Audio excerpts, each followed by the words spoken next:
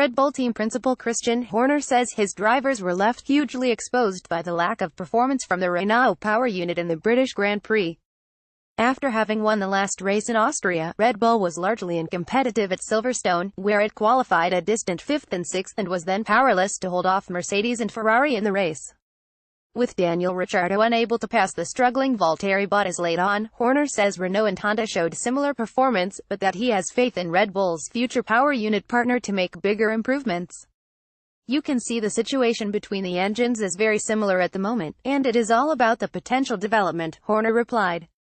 This weekend has been a very tough weekend for Renault. It just very clearly defines where the level is at. You can't hide behind the statistics we saw this weekend. There is a gap to fill, and hopefully in Honda we have a lot of belief what they have coming in the pipeline. When it was put to Horner that it appears Renault has plateaued, he replied, "That is really a question for Renault. We were just hugely exposed in both defense and attack. You could see at the restart with Kimi Raikkonen, it was a bit like Mexico 2015 that the amount of additional power, and then at the second restart he had a moment at Stowe, and was still all over Max Verstappen, in turns 2, 3.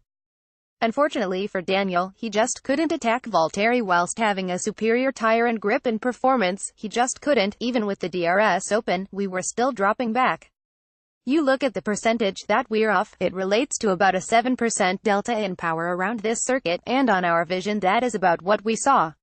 Horner says Silverstone has become one of the more power-sensitive circuits on the calendar given the downforce levels on the 2018 cars, exacerbating the deficit to Mercedes and Ferrari.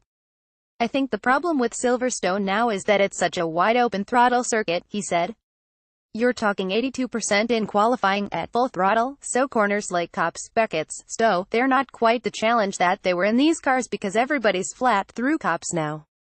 So it's just top speed. So it's made it much more power-centric because where you really need the power is where you put the steering lock onto the car and you start scrubbing off speed from the car, that's when power really kicks in."